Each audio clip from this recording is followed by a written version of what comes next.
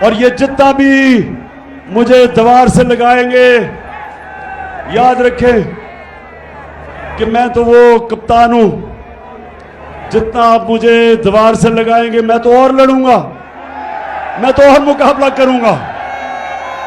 और यही ना हो जाए कि मुझे इतना आप दीवार से लगाएं कि मैं सारी कौम के सामने उन सारी लोगों की शक्लें रख दूं जिन्होंने अपने मफादात के लिए इस मुल्क को इस मुश्किल में डाला है। मुझे उधर तक ना धकेलो। 4 महीने से मैं सब्र कर रहा हूं, मैं अपने मुल्क के लिए सब्र कर रहा हूं। मेरे लिए इस वक्त कौम मेरे साथ खड़ी है। गिलगित बल्तिस्तान में तहरीक इंसाफ, पख्तूनख्वा में तहरीक इंसाफ, पंजाब में, आजाद कश्मीर में, तो मैं जब चाहूं इस्लामाबाद को बंद कर सकता हूं, लेकिन अपने मुल्क के लिए नहीं कर रहा, माशी हालात की वजह से नहीं कर रहा। मैंने एक टेप बनाई हुई है, महफूज जगह पे रखी हुई है। उन 4 लोगों के नाम मैंने लिखे हैं जो उस साजिश में मुलव्विस थे कि अगर मुझे कुछ हुआ तो मेरी कौम उन 4 को नहीं छोड़ेगी। मैं आपके पास आया हूं कि पाकिस्तानी कौम, आपने मेरे साथ खड़ा होना है और हमने हकीकी आजादी इन लोगों से छीननी है कि वो जिन्होंने साजिश की, आज बताएं कि जो पाकिस्तान का हाल है कौन जिम्मेदार है इसका? कौन जिम्मेदार है? जो मर्जी हरबा आप इस्तेमाल कर ले, अब ये मैच नहीं जीत सकते आप।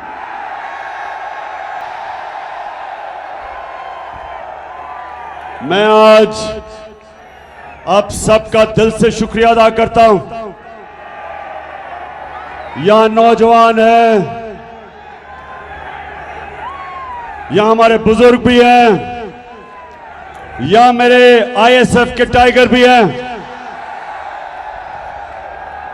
लेकिन जो मुझे सबसे ज्यादा खुशी कि मेरी बहनें भी यहां हैं और इतने तादाद में जो कभी नहीं आई। मैं आप सबका शुक्रिया अदा करता हूं। मैं आज अपने सारे पाकिस्तानियों से बात करना चाहता हूं। पढ़े लिखे, इंग्लिश मीडियम, उर्दू मीडियम, मेरे दीनी मदरसे के बच्चे, मेरे रेड़ी वाले, ठेड़ी वाले, मजदूर, किसान, सारे पाकिस्तान के सूबे और खास तौर पे आज जो सैलाब में मेरे पाकिस्तानी आज मुश्किलों में हैं, जो मुतासरीन हैं, मुझे पता है वो मुश्किल में है, लेकिन मैं आज यहां खड़ा होके उनको सिर्फ ये एहसास दिलवाना चाहता हूं कि सारी कौम आपके साथ खड़ी है और इंशाअल्लाह हम सब मिलके पूरी कोशिश करेंगे आपकी मुश्किलें दूर करने के लिए। और मैं अपनी सारी कौम को इकट्ठा करूंगा और इंशाअल्लाह जब तक हम ये नहीं देख लेते कि हमारे सारे बलूचिस्तान से लेके सिंध से लेके ऊपर पख्तूनख्वा, गिलगित बल्तिस्तान, आजाद कश्मीर और खास तौर पे पंजाब के डीजी खान, राजनपुर, ये जो इलाके जिधर लोग मुतासर हैं, मैं आज सबसे पहले कहना चाहता हूं कि सारी पाकिस्तानी कौम आपके साथ है। मैंने टेलीथॉन किया, मैंने सोचा कि 3 घंटे का मैं टेलीथॉन करूंगा, चंद करोड़ रुपया इकट्ठा हो जाएगा। लेकिन पाकिस्तानियों, 3 घंटे से भी कम वक्त पे पाकिस्तानियों ने 550 करोड़ रुपया जमा किया मुतासरीन के लिए। हम वो पाकिस्तानी कौम है जिसे खौफ खुदा है, जो नबी सल्लल्लाहु अलैहि वसल्लम की उम्मत है। ये वो कौम है, ये वो कौम है जो समझती है कि अपनी आखिरत को बेहतर करने के लिए हमारे ऊपर ये फर्ज है कि हम उन लोगों की मदद करें जो मुश्किल में हैं। और मुझे इतना फख्र हुआ सरगोदा, मुझे इतना फख्र हुआ कि मेरे बैरून मुल्क पाकिस्तानियों ने जिस तरह दिल खोल के पैसा दिया, 550 करोड़ रुपया सिर्फ 3 घंटे के वक्त में उन्होंने पैसा जमा कर दिया। और मुझे इतने पैगाम आए कि इमरान खान हम कोशिश करना चाहते थे, लेकिन वो लाइनें ही सारी भरी हुई थी, ब्लॉक हुई थी। और मुझे आहिस्ता आहिस्ता अंदाजा हुआ कि अगर हमारे पास वक्त होता और वो टेलीफोन लाइंस खुली होती तो 5.5 अरब रुपया मजीद और जमा हो जाता। लेकिन फिक्र ना करो, मैं इंशाअल्लाह अब ये पैसे भी इकट्ठे करूंगा। प्रोग्राम बना रहा हूं कि किधर किधर हमने सबसे ज्यादा जरूरत है और पैसा खर्च करें। और मैं अपनी सारी कौम को भी आज दावत देता हूं कि जो भी मदद करना चाहे दुखी इंसानियत की, तो इंशाल्लाह हम एक कंट्रोल रूम बनाएंगे और जो हमें कॉल करेगा हम बताएंगे कि ये फलानी जगह है, डीजी खान उधर आप मदद कर सकते हैं, या सिंध के अंदर, सिंध में तो सबसे ज्यादा नुकसान हुआ, तो उधर हम लोगों को भी बताते रहेंगे कि कैसे हम अपने जो सैलाब मुतासरीन हैं इनकी मदद कर सके। लेकिन एक अच्छा आईएसएफ, अभी आपने चुप करके सुनना है मेरी बात। आईएसएफ में डिसिप्लिन चाहिए मुझे। अच्छा जी, अब मैं वो इलेक्शन कमिश्नर सिकंदर सुल्तान, अगर ये सुन रहे हो तो तुम्हें पहली दफा अंदाजा हुआ कि फॉरेन फंडिंग क्या होती है। अब पता चला कि इमरान खान को फॉरेन फंडिंग में किसी तरह डिस्क्वालीफाई कर दो। ये देखी थी फॉरेन फंडिंग, ये ज्यादा पैसा बैरून मुल्क पाकिस्तानियों ने भेजा हमें, और ये वो पाकिस्तानी हैं। इंशाअल्लाह मैं आज अपनी सारी कौम के सामने कहना चाहता हूं कि इंशाअल्लाह एक दिन मैं अपने बैरून मुल्क पाकिस्तानियों को इकट्ठा करूंगा, और जो हमारा बैरूनी कर्जा है, जिसकी वजह से हमें आईएमएफ की गुलामी करनी पड़ती है, जिसकी वजह से हाथ फैलाने पड़ते हैं लोगों मुल्कों के सामने कि जी हमें पैसा दे दो, इंशाअल्लाह बैरून मुल्क पाकिस्तानियों को मैं मोबिलाइज करूंगा, ऐसी स्कीम्स लेके आऊंगा। ये मेरा ईमान है कि हम ये जो इस मुल्क के लुटेरों ने कर्जा चढ़ाया हमारे मुल्क में, मुल्क को लूट लूट के पैसा बाहर ले गए, और जो हमारे ऊपर ये कर्जे का बोझ, जिसकी वजह से हमारी इज्जत जाती है जब हम लोगों के सामने, मुल्कों के सामने हाथ फैलाते हैं। ये बैरून मुल्क पाकिस्तानी इंशाअल्लाह हमारी मदद करेंगे कर्जा उतारने के लिए, और इस कौम को अपने पैर पे खड़ा करके एक खुददार कौम बनने के लिए।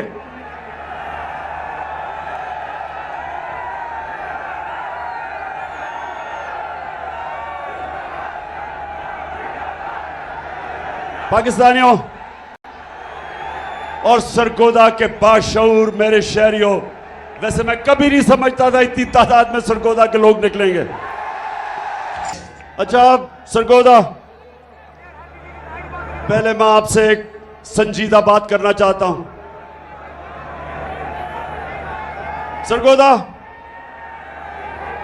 और मेरे पाकिस्तानियों जो सुन रहे हो, ये याद रखना कि हमारा मुल्क कभी एक अजीम मुल्क नहीं बन सकेगा जब तक पाकिस्तान में हम एक इंसाफ का निजाम नहीं कायम करते। हजरत अली रजी अल्लाह तआला ने कहा था कि कुफर का निजाम चल जाएगा, कुफर का निजाम चल जाएगा, लेकिन जुल्म और ना इंसाफी का निजाम नहीं चल सकता। आज अगर हमारा मुल्क एक अजीम कौम नहीं बना तो उसकी सबसे बड़ी वजह यह कि हमारे मुल्क में जुल्म का निजाम है। ताकतवर के लिए एक कानून, कमजोर के लिए दूसरा कानून। छोटा चोर चोरी करे तो जेल में, और बड़ा डाकू चोरी करे तो वो मुल्क का वजीर आजम बन सकता है। मेरे नबी सल्लल्लाहु अलैहि वसल्लम ने तकरीबन 1500 साल पहले कहा था कि तुम्हारे से पहले बड़ी कौमें तबाह हुई, जिधर ताकतवर जब जुर्म और चोरी करता था उसको नहीं पकड़ा जाता था, सिर्फ छोटे चोरों को जेलों में डाला जाता था। मैंने जब 8-9 दिन जेल में गुजारे, अपनी आजाद अदलिया के लिए मुझे जेल में डाला गया। मैं वाहिद लीडर था जिसको आजाद अदलिया के लिए जेल में डाला गया। तो जब 8 दिन मैंने जेल में गुजारे, और वो थी भी डीजी खान की जेल, आप यकीन करें एक अमीर चोर मुझे नहीं नजर आया, सारे गरीब नजर आए, सारे बेचारे गरीब। छोटे भैंस चोरी, साइकिल चोरी और ये चोरी वो जेलों में। और जो मुल्क के बड़े बड़े डाकू थे, जब मैं असेंबली गया तो मुझे असेंबली में नजर आए।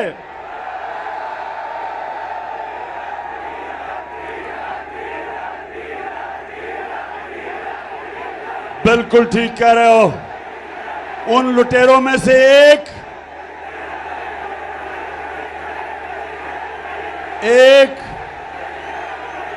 हाँ, एक डीजल भी था। लेकिन दो बड़े बड़े लुटेरे खानदान, जरदारी खानदान और शरीफ खानदान, ये सारे आपको आज जो ऊपर बैठे हुए हैं, बैरूनी साजिश के तहत हमारे ऊपर मुसल्लत किए गए।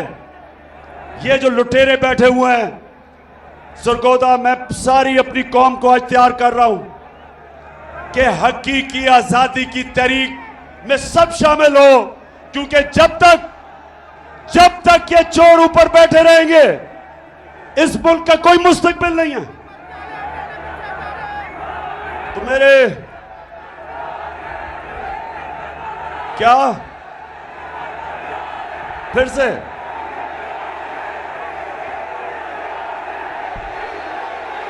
सरगोदा बैरूनी साजिश हुई, अमेरिका को अपने गुलाम चाहिए थे, चेरी ब्लॉसम जूते पॉलिश करने वाला हाजिर हो गया, साथ डीजल तो पहले ही तैयार बैठा था, और उसके बाद जो इस वक्त इस मुल्क की सबसे बड़ी बीमारी जरदारी की पता क्या बीमारी है? जरदारी की बीमारी यह है कि वो जब नोट देखता है ना, वो पैसे देखता है, उसका जिस्म, उसकी कांपें टांगनी शुरू हो जाती है, उसकी मूछें ऊपर नीचे जानी शुरू हो जाती है। उसको बीमारी है। उसको यकीन, मैं आपको यकीन बनाऊं, उसको पता भी नहीं कि 30 साल में उसने कितना पैसा चोरी किया पाकिस्तान का और मुल्क से बाहर ले गया, लेकिन अभी भी बीमारी है, चला जाता नहीं है, लेकिन पैसे के पीछे अभी भी जान देने के लिए तैयार है। तो ये तीनों इकट्ठे हो गए, मिल गए, इनके साथ और साजिशी बैठे हुए थे पाकिस्तान में, बैरूनी साजिश। इन चोरों को हमारे ऊपर मुसल्लत किया गया और इन्होंने कहा कि अब इमरान खान की सियासत खत्म, अब ये फिर से हम इनके बच्चों की नीचे हम इनकी गुलामी करेंगे। लेकिन कुरान में अल्लाह कहता एक प्लान इंसान बनाता है और एक प्लान अल्लाह बनाता है, और कामयाब सिर्फ एक प्लान होता है अल्लाह का।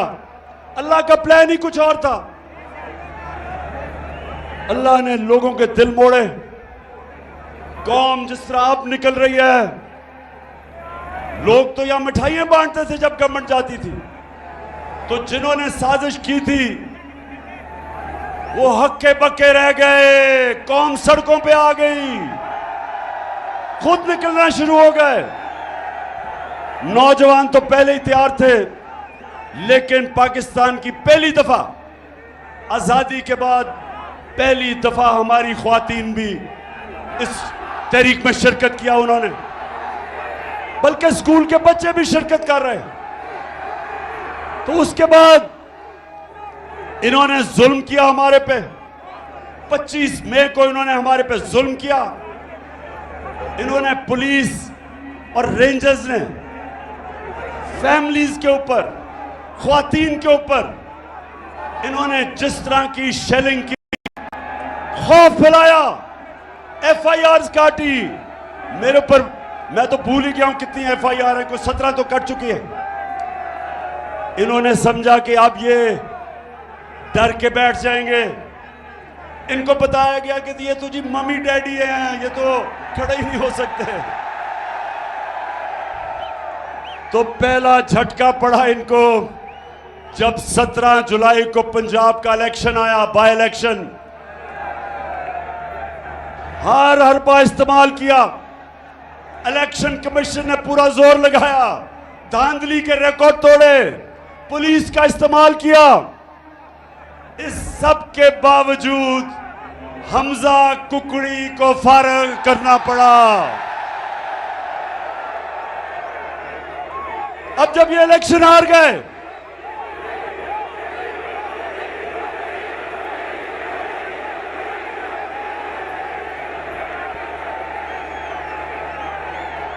अच्छा अब सुने जरा, इलेक्शन हार गए, कैंपेन टांगनी शुरू हो गई, खौफ आना शुरू हो गया कि अगर इलेक्शन करवाएंगे तो फिर क्या होगा। 2/3 अक्सरियत इनके सामने आनी शुरू हो गई। इन्होंने फिर एक और प्लान बनाया। सरगोदा पता क्या प्लान बनाया? किसी तरह इमरान खान को फारिग किया जाए, किसी तरह इसको इलेक्शन से टेक्निकली नॉकआउट किया जाए, क्योंकि इनको ये तो समझ आ गई कि इलेक्शन के अंदर तो इनसे जो होगा वो पंजाब के बाय इलेक्शन से भी बुरा होगा। तो तब साजिशें दूसरी शुरू हुई। पहली साजिश थी हुकूमत कराने की, दूसरी साजिश शुरू हो गई कि इमरान खान को रास्ते से हटाया जाए।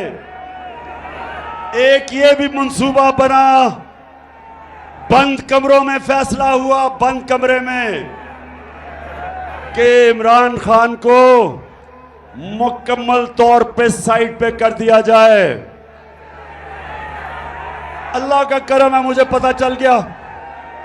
मैंने एक टेप बनाई हुई है, महफूज जगह पे रखी हुई है। उन 4 लोगों के नाम मैंने लिखे हैं जो उस साजिश में मुलव्विस थे, कि अगर मुझे कुछ हुआ तो मेरी कौम उन 4 को नहीं छोड़ेगी। फिर वो जो इनका पालतू इलेक्शन कमिश्नर, उसको कहा कि इसको इमरान को डिस्क्वालीफाई किया जाए। फॉरेन फंडिंग, और फॉरेन फंडिंग तो देख ही लिया थी परसों रात को कि फॉरेन फंडिंग होती क्या है। और उसके बाद तोशाखाना, और इंशाल्लाह मैं चैलेंज करता हूं कि तोशाखाना का केस सुना जाए, ओपन हेयरिंग में सुना जाए। और जब मेरा केस सुना जाए, और मुझे पता है कि उस केस में ये जो कोशिश कर रहे हैं ये जलील होंगे, लेकिन मैं चाहता हूं उसके बाद हर कोई जिसको तोशा खाना से गिफ्ट्स मिली हैं सबका सुना जाए, जरदारी का भी, शरीफ का भी, यूसुफ रजा का भी, और सारी कौम को पता चल जाएगा, दूध का दूध पानी का पानी हो जाएगा। वो हो गया दो। फिर सब बुत उठवाए फिर इन्होंने एक और चीज सोची कि किसी तरह इमरान खान को जेल में डाला जाए। पहले इन्होंने, अब ये जरा सुने, 27वीं रमजान को सुने, जरा ऐसे गौर से सुनो। 27वीं रमजान को हम शब दुआ बना रहे थे। हम अल्लाह से दुआ मांग रहे थे अपने मुल्क के लिए। हमें क्या पता था कि उस दिन चेरी ब्लॉसम और ये अपनी टीम लेके मदीना चला जाएगा, हमें तो पता ही नहीं था। जब शब दुआ खत्म हुई तो पता चला कि मदीना में इनको चोर चोर के नारे लग गए।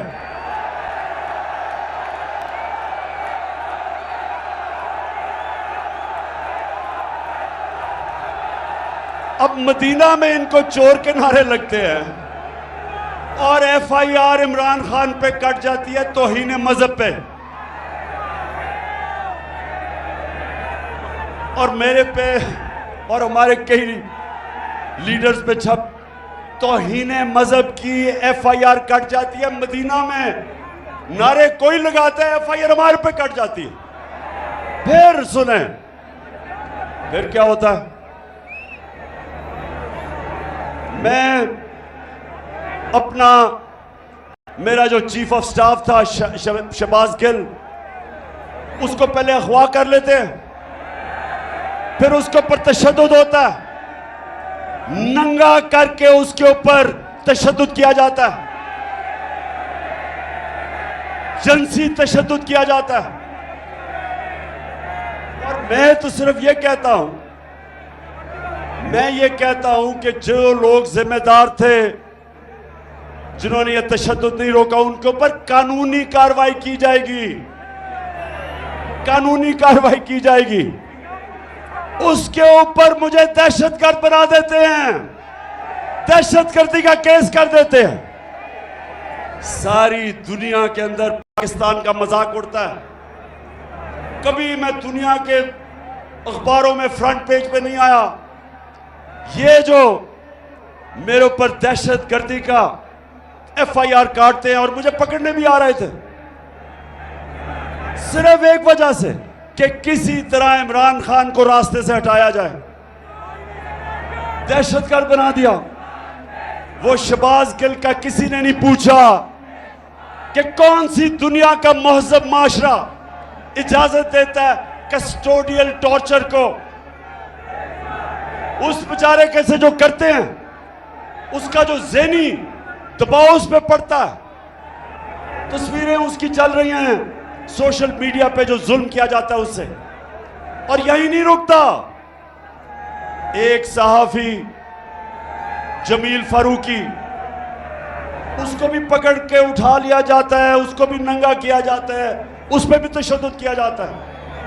और फिर हमारा सिंध का ऑपोजिशन लीडर हलीम आदिल शेख, उसके ऊपर 27 FIR काटी जाती हैं।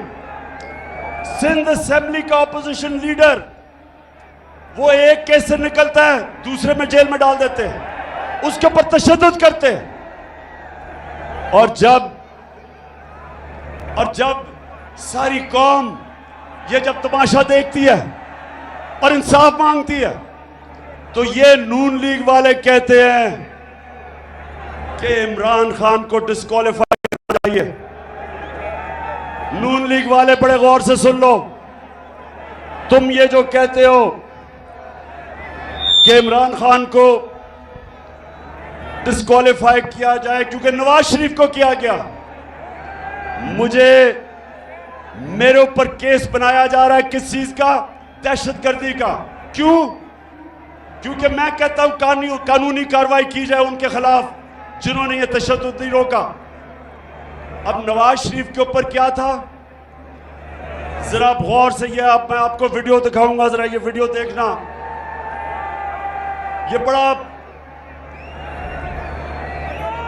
ये वो वीडियो देखेंगे आराम, एक अभी आप रोको।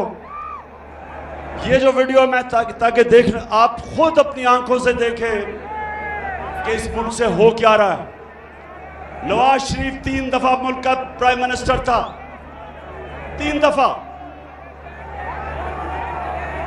उसका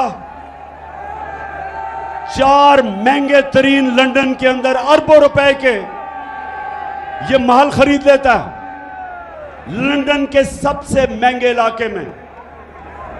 तो मैं जब पूछता हूं इनसे आज से 10 साल पहले कि जनाब ये किधर से पैसा आया महलों का, तो ये जरा आप सुने, ये आज से 10 साल पहले की गुफ्तगू है, सुने जरा ये।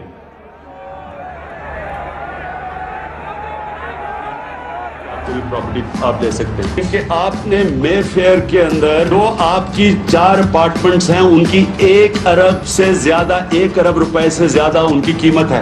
अब 4.5 अरब तक पहुंच गई है उनकी कीमत। आपने अपनी जो टैक्स में टोटल आमदनी बताई है 94 में 1.5 लाख रुपए है। मुझे ये बताएं कि आपने अरबों रुपए की मे फेयर में प्रॉपर्टी खरीदी कैसे? एक मिनट, अब ये 10 साल पहले था, ये 10 साल पहले था।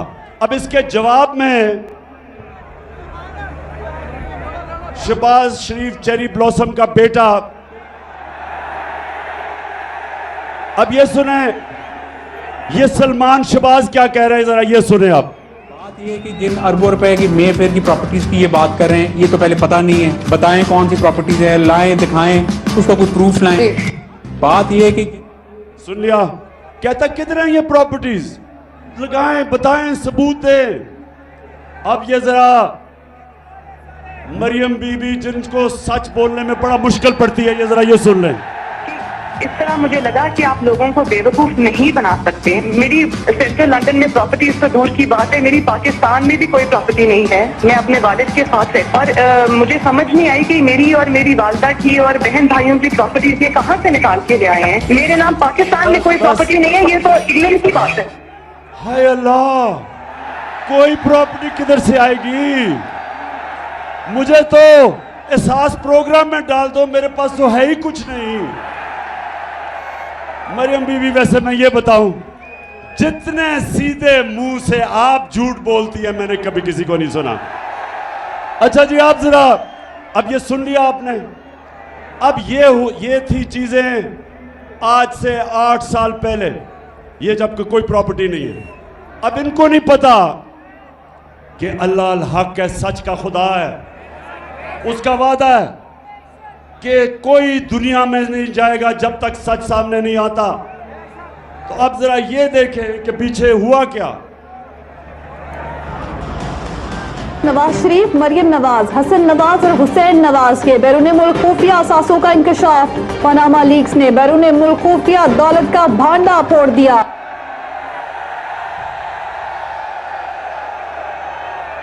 पाकिस्तानियों, अल्लाह अल हक है, सच का खुदा है।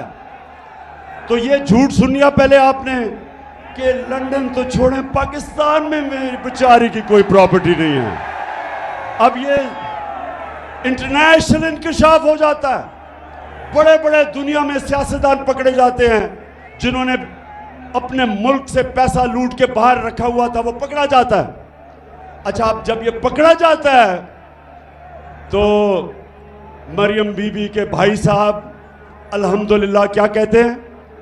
मैं इस बात को तस्लीम करता हूँ कि अल्हम्दुलिल्लाह पाक लेन के ऊपर जो अपार्टमेंट्स हैं वो अल्हम्दुलिल्लाह हमारे हैं। मैं इस बात को तस्लीम करता हूँ कि उनको ऑफशोर कंपनीज नेस्कॉल लिमिटेड और नीलसन लिमिटेड जो है उनको ओन करती हैं। और मैं आपको ये भी अर्ज करता हूँ उनको होल्ड कर रही है इस वक्त मरियम नवाज शरीफ, मेरी हमशीरा जो है। यहाँ अब हुसैन ये कह रहे हैं कि जब वो कह रही थी ना कि मेरी तो लंदन छोड़े पाकिस्तान में भी प्रॉपर्टीज, ये 4 अरबों रुपए के बड़े महलात इनकी मालिका मरियम नवाज थी। अब मरियम नवाज के पास तो पैसा ही नहीं था। पैसा किधर से आना था? किधर से आना था पैसा? बताओ पैसा किधर से आना था? आपसे आना था। कौम का पैसा चोरी करके ये प्रॉपर्टीज खरीदी गई। तो नून लीग वालों, मेरे से नवाज शरीफ का मुआवजा ना करो। मैंने 20 साल बाहर कमाई की, सारा पैसा सब कुछ बेच के, सारा मेरा पैसा जीना मरना पाकिस्तान में है। अच्छा जी, अच्छा अब एक तरफ और मेरी बहनों, आपने गौर से सुनना है कि जब एक कौम की ख्वातीन जाग जाएं तब असल में इनकलाब आता है, क्योंकि घरों में इनकलाब आ जाता है। अब हालात ये हैं कि बाप नून लीग में है, पीछे से बीवी बच्चे सारे पीटीआई में, क्योंकि ख्वातीन के अंदर ना अल्लाह ने एक रेडार डाला हुआ है। रेडार वो है सच का रेडार।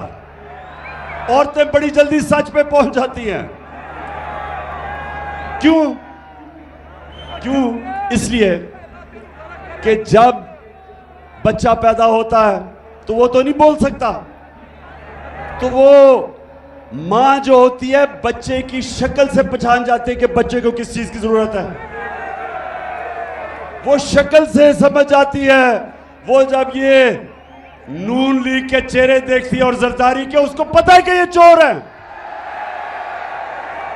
अच्छा, तो एक तरफ तो पैसा इस मुल्क का चोरी करके ये और जरदारी खानदान और शरीफ मुल्क से बाहर आपका पैसा चोरी करके, ये जो फ्लैट खरीदे गए हैं ये आपके पैसे से खरीदे गए हैं। और इसलिए मैं 26 साल से जहाद कर रहा हूं इनकी करप्शन के खिलाफ।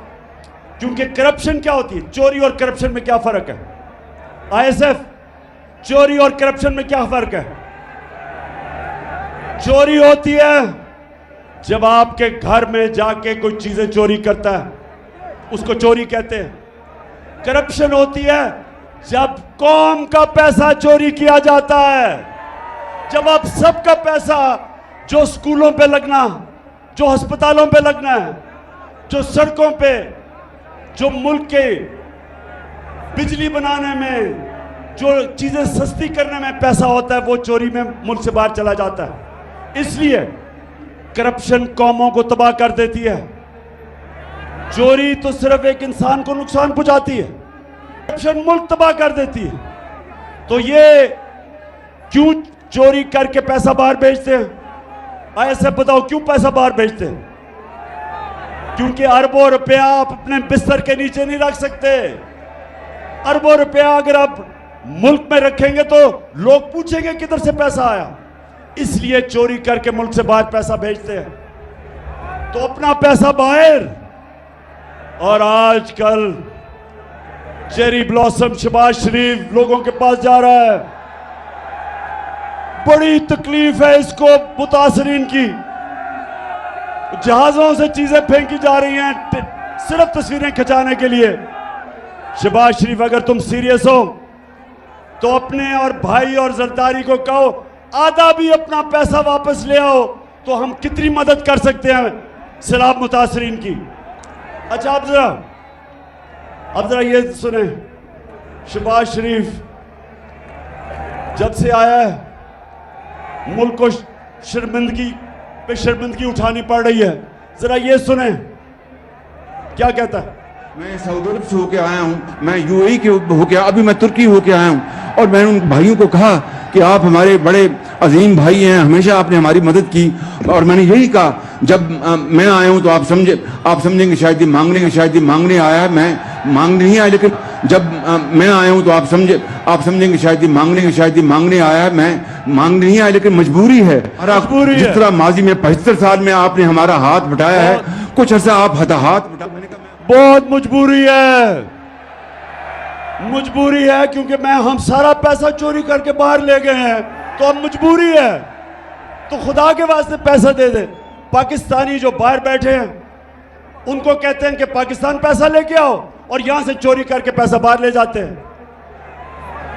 नौजवानों, कोई मुझे बताएं, आज मुझे कोई दुनिया का सरबराह बताएं, बनाना रिपब्लिक्स का नहीं, जो कि मुल्क तरक्की याफ्ता मुल्क है। मुझे एक सरबराह बताएं जो पॉलिटिक्स कर रहा है अपने मुल्क में और उसका पैसा भी बाहर पड़ा है, उसके बच्चे अरबों रुपए के घरों में रहते हैं, और जब उनसे पूछें कि पैसा किधर से आया था घर खरीदने का, तो कहते हैं हम तो जवाबदेही नहीं, हम तो पाकिस्तान के शहरी नहीं हैं। इनको हमारे पे मुसल्लत किया गया, इसलिए मैं आपके पास आया हूं कि पाकिस्तानी कौम आपने मेरे साथ खड़ा होना है और हमने हकीकी आजादी इन लोगों से छीननी है। सरगोदा, अब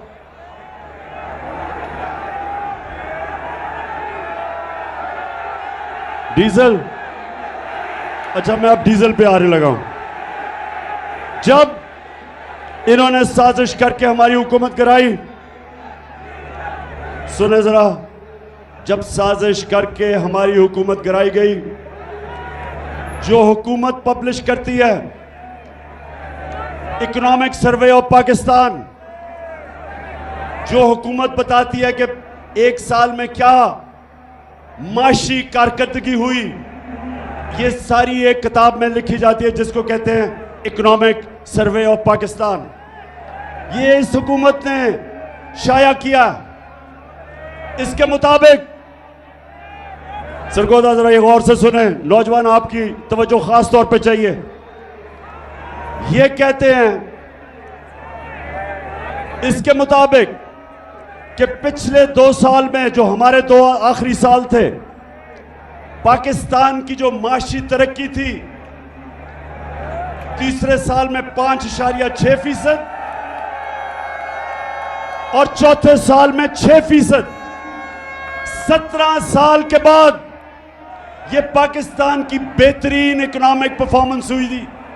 हमारी माशी कारकर्दगी 16 साल के बाद हुई इस सतह पे। कोरोना के बावजूद, जिसने सारी दुनिया में तबाही मचाई, हमारी एक्सपोर्ट्स, जिससे मुल्क में असल तौर पे दौलत में इजाफा होता है, वो रिकॉर्ड पे थी। बैरून मुल्क पाकिस्तानियों ने जो रेमिटेंसेस भेजी, वो रिकॉर्ड थी।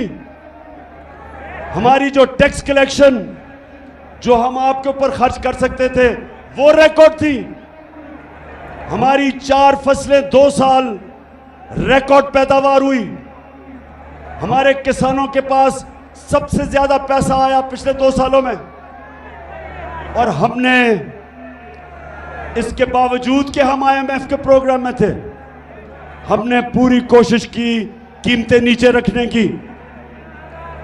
जो हमारे दौर में महंगाई थी, जिसको कहते हैं SPI सेंसिटिव प्राइस इंडेक्स, जो आम आदमियों के लिए महंगाई होती है, जो खाने पीने की चीजें, बिजली, गैस वगैरह, हमारे दौर में वो था 17 से 18%। आज आप जानते हैं वो कितना है महंगाई, 4 महीनों में किधर से किधर गई।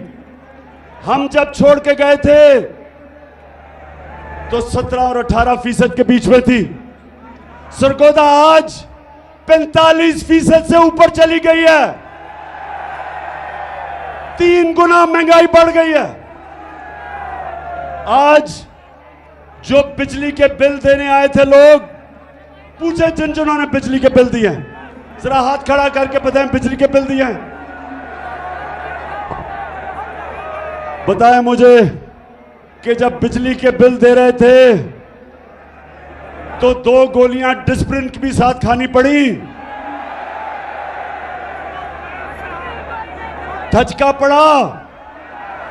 और ये वो लोग थे जो कह रहे थे कि इमरान खान ने बड़ी महंगाई की।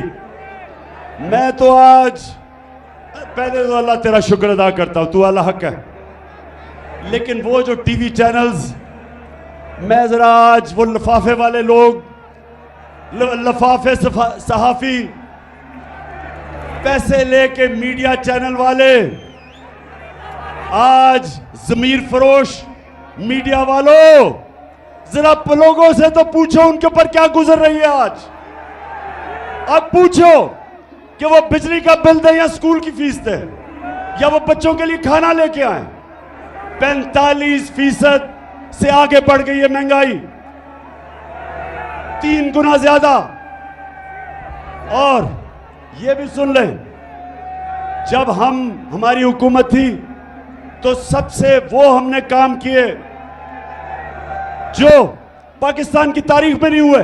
हम हेल्थ कार्ड लेके आए, हेल्थ इंश्योरेंस हर खानदान को, पंजाब में और पख्तूनख्वा में हर खानदान को 10 लाख रुपए का हेल्थ इंश्योरेंस कि किसी भी अस्पताल में जाके इलाज करवा सकते थे। पहली दफा आम आदमी प्राइवेट महंगे अस्पतालों में इलाज करवाता था। मेरे दोस्त डॉक्टर्स हॉस्पिटल वाला कहता आज से 4 महीने पहले कि इमरान खान, ये पहली दफा हमने आपकी हेल्थ इंश्योरेंस पे एक आम किसान का हार्ट ऑपरेशन किया, पहली दफा। तो ये कभी पहले नहीं हुआ। हेल्थ इंश्योरेंस एहसास प्रोग्राम हम लेके आए। हमने सूद के बगैर कर्जे दिए गरीबों के लिए, 20 लाख खानदानों के लिए, कि हमने उनके घरों के लिए सूद के बगैर कर्जा दिया। पूरी कोशिश थी नीचे से लोगों को ऊपर उठाया जाए।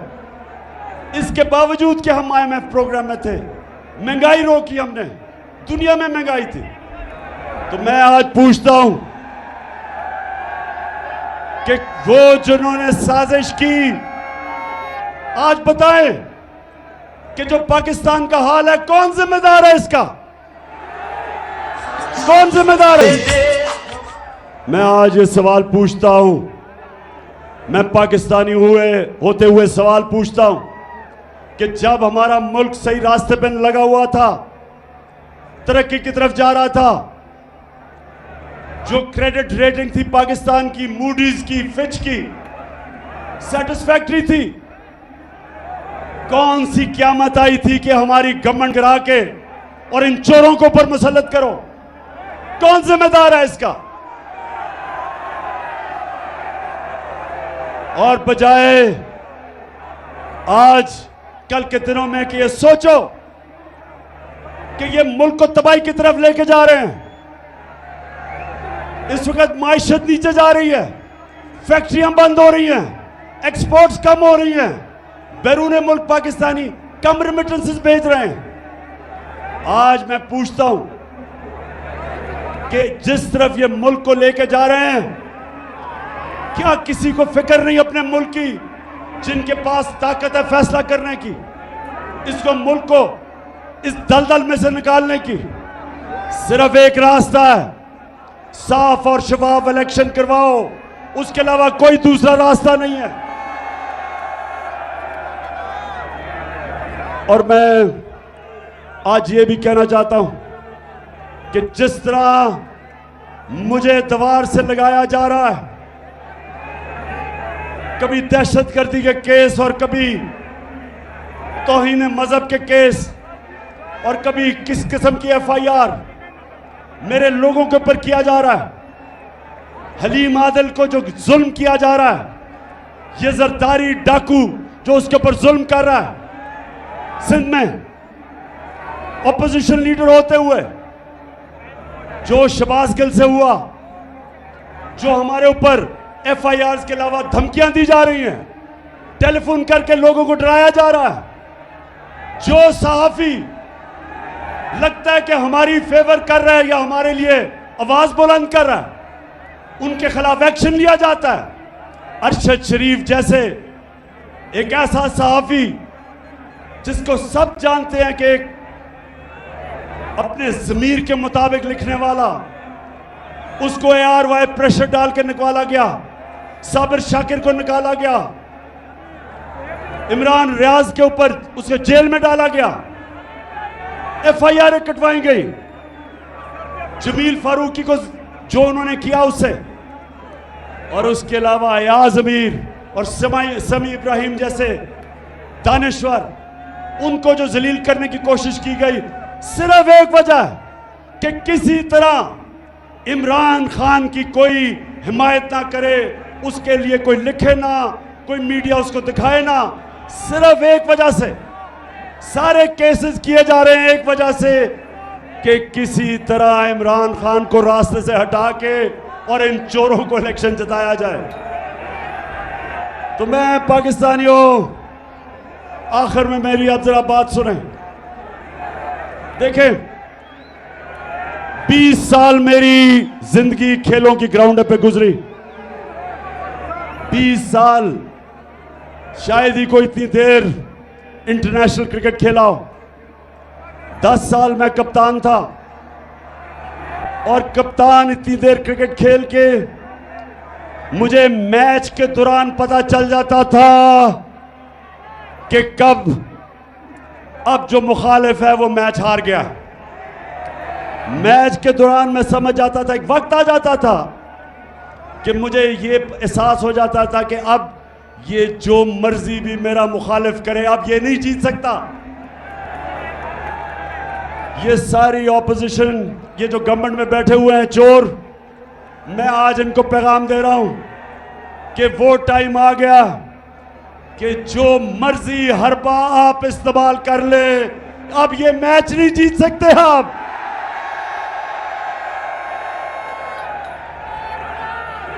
मैच अब एक ही तरफ जाएगा। जितना आप दबाएंगे मेरी पार्टी को, उतना ज्यादा ऊपर उठेगी।